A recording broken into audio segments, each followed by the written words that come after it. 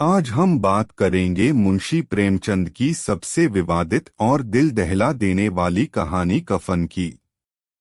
क्या आप जानते हैं कि प्रेमचंद जी ने अपनी आखिरी कहानी में ऐसी सच्चाई दिखाई थी जिसने पूरे साहित्य जगत को हिला दिया था। घीसू और माधव दो ऐसे पात्र हैं जो आपको घृणा भी कराएंगे और दया भी। सोचिए, एक घर में मौत हुई है और बाहर बाप बेटे आलू खाने की सोच रहे हैं। क्या यह केवल आलस था या व्यवस्था की दी गई सजा?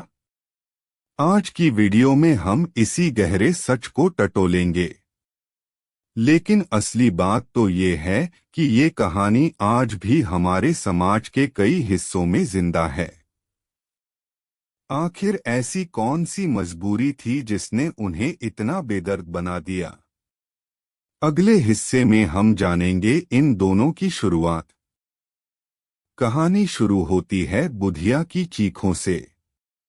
घर में बुधिया प्रसव पीड़ा से गुजर रही है। बाहर घीसू और माधव तसल्ली से उबले आलू खा रहे हैं। क्या आपने कभी सोचा है, इंसान इतना पत्थर कैसे हो सकता है? प्रेमचंद ने लिखा है कि वो दोनों इतने भूखे थे कि 3 दिनों से कुछ नहीं खाया था। पेट की आग ने भावनाओं को मार दिया था। बुधिया की तड़प और उनकी बेपरवाही का दृश्य देखिए। क्या ये सिर्फ उनकी गलती है या उस समाज की जो उन्हें जीने का मौका नहीं देता? ये दृश्य किसी को भी विचलित कर सकता है। लेकिन इसके बाद जो हुआ वो और भी भयानक था। अगले हिस्से में हम देखेंगे कि मौत के बाद भी उनका लालच खत्म नहीं हुआ। बुधिया की मृत्यु हो जाती है। अब सवाल खड़ा होता है कफन का। गांव वाले चंदा देते हैं। घीसू और माधव को पैसे मिलते हैं। क्या आप अंदाजा लगा सकते हैं वो उन पैसों का क्या करते हैं? उन्हें कफन खरीदने जाना था, लेकिन वे सीधे शराब खाने पहुंच जाते हैं। शराब पीते हुए वे कबाब और पूरियां खाते हैं। ये दृश्य वाकई झकझोरने वाला है। क्या ये उनके प्रति नफरत पैदा करता है, या फिर उस व्यवस्था के प्रति गुस्सा जो उन्हें इस हालत में लाती है? वे लोग नशे में झूम रहे हैं, जबकि उनकी अपनी घर की औरत कफन को तरस रही है। आप सोचिए, क्या ऐसी स्थिति में इंसान का विवेक खत्म हो जाता है? आगे जो हुआ वो और भी हैरान कर देगा। शराब और कबाब के नशे में घीसू और माधव को बुधिया की याद आती है। वे कहते हैं कि वो जन्नत में जाएगी क्योंकि उसने हमें सुकून दिया। ये उनके जीवन का सबसे बड़ा झूठ था, या शायद खुद को तसल्ली देने का एक जरिया। देखिए दोस्तों, यहाँ प्रेमचंद ने कटाक्ष किया है। जब इंसान के पास कुछ नहीं बचता तो वो अपनी नैतिकता को भी दांव पर लगा देता है। ये कहानी हमें दिखाती है कि गरीबी इंसान को किस हद तक गिरा सकती है।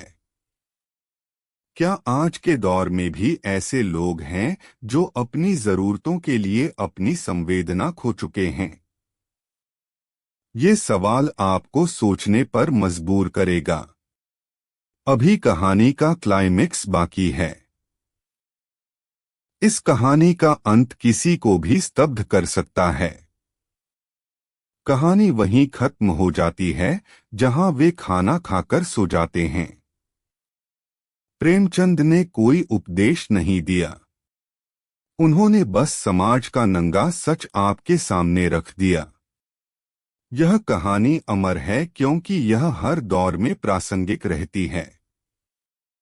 क्या हम अब भी उसी मोड़ पर खड़े हैं? क्या गरीबी आज भी इंसानियत को निगल रही है? इस कहानी का उद्देश्य हमें आईना दिखाना था। घीसू और माधव सिर्फ पात्र नहीं हैं, वो उन लाखों लोगों का प्रतिनिधित्व हैं जिन्हें समाज ने हाशिए पर धकेल दिया है।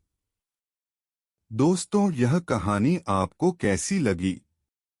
क्या आपने इसे पहले पढ़ा था? कमेंट में जरूर बताएं। दोस्तों, साहित्य की ऐसी अनकही और गहरी कहानियों के लिए हमारे साथ बने रहें। आज हमने प्रेमचंद की उस कड़वी सच्चाई को महसूस किया जो आज भी हमारे आसपास मौजूद है। अगर आपको यह वीडियो पसंद आई तो इसे शेयर जरूर करें। अपनी राय कमेंट में बताना न भूलें।